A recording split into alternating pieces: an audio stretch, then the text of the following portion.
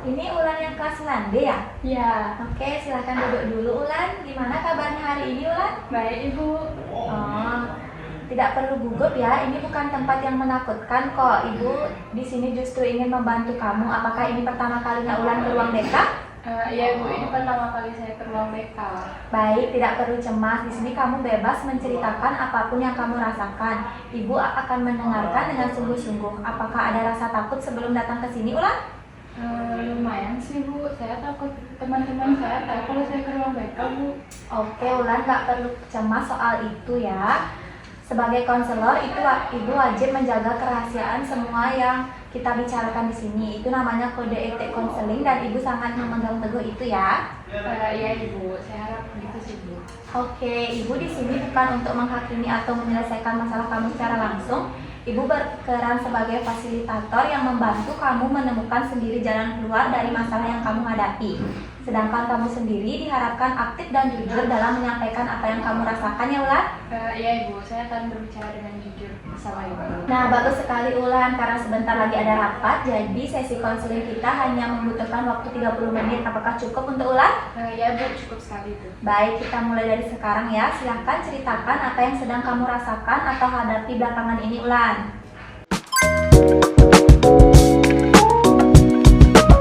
Jadi gini Bu, akhir-akhir ini saya sering banget merasa cemas kalau disuruh maju ke depan oleh guru saya untuk presentasi, untuk kumpul dengan kelompok-kelompok lain kayak gitu Bu.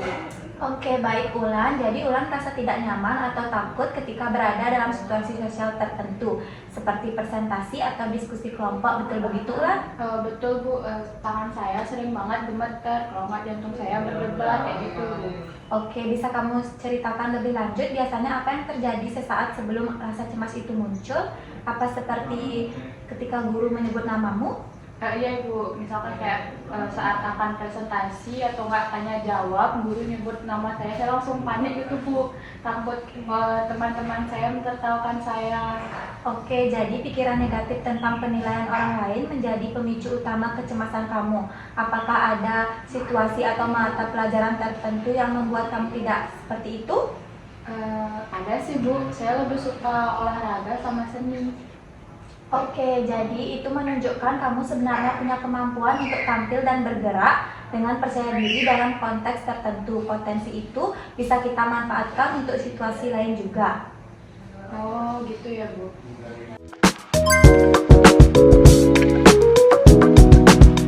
Baik, setelah tadi kita membicarakan apa yang Ulan rasakan dan apa yang memicunya, sekarang kita coba pikirkan perubahan apa yang ingin kamu capai dari konseling ini. Misalkan berani bicara di depan kelas dan tidak menghindari situasi seperti itu.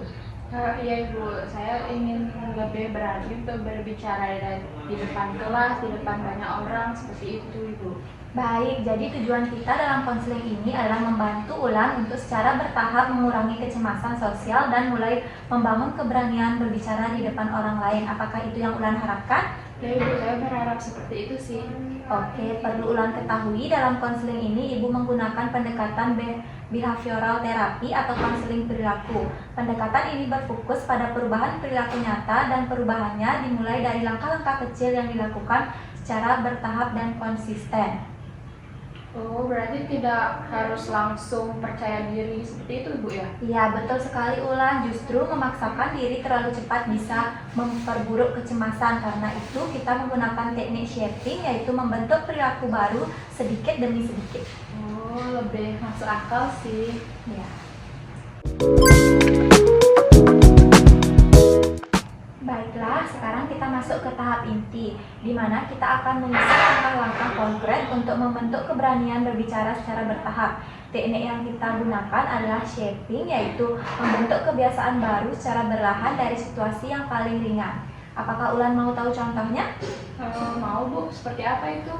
Baik, pada hari Minggu pertama, target kamu adalah berbicara dengan satu orang teman yang belum terlalu akrab seperti setiap harinya. Tidak harus topik yang berat, cukup percakapan ringan seperti bertanya kabar atau meminjam alat tulis. Apakah Ulan biasa melakukannya? Lumayan susah sih Bu, tapi saya akan coba biar terbiasa.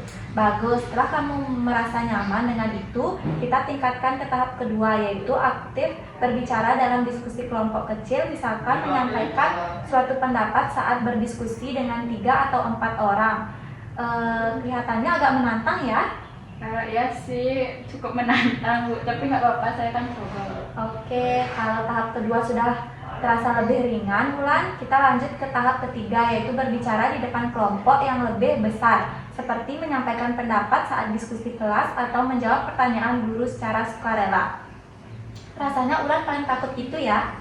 Iya Bu, saya juga takut seperti itu. Oke, tepat sekali. Selain latihan tahap itu, Ibu juga ingin kamu mencoba teknik sederhana sebelum memasuki situasi yang mencemaskan. Misalkan kamu harus tarik napas dulu sebelum mencoba, untuk membantu menenangkan respon fisik yang dari kecemasan itu. Begitu Ulan.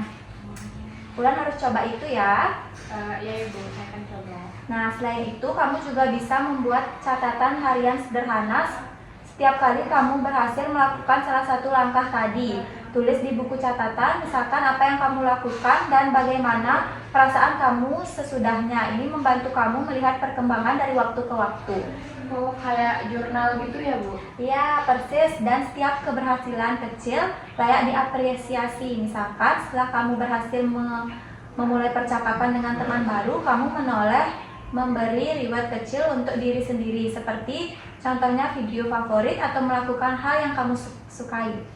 Oh, boleh seperti itu Bu ya Bu? Saya kira itu cuma hal yang biasa. Oke, justru sangat penting itu Ulan, penguatan positif seperti membantu otak kita perilaku baru yang perasaan yang menyenangkan sehingga kebiasaan baru lebih mudah terbentuk. Oh, seperti itu ya. Nah, kita juga perlu memikirkan kemungkinan hambatan, misalkan suatu hari kamu merasa sangat cemas dan memilih menghindari situasi sosial. Apa yang bisa kamu lakukan? Biasanya sih saya langsung pergi gitu aja Bu, menghindari situasi itu. Jika itu terjadi, coba katakan pada diri sendiri, saya hanya perlu melakukan satu langkah kecil hari ini. Tidak harus sempurna, tidak harus langsung berani sepenuhnya. Satu langkah kecil sudah merupakan kemajuan ya Ulan. Oh iya Ibu. Kita akan coba rencanakan ini selama 1 minggu. Pada pertemuan berikutnya kita evaluasi bersama apakah langkah-langkah tadi berhasil dijalankan, apa saja hambatan yang muncul, dan apakah kamu mulai merasakan perubahan dalam tingkat kecemasan kamu ya Ulan. Iya Ibu, saya harap itu bisa bermanfaat bagi saya sih saran Ibu tadi. Oke, silahkan dicoba ya Ulan. Iya Ibu.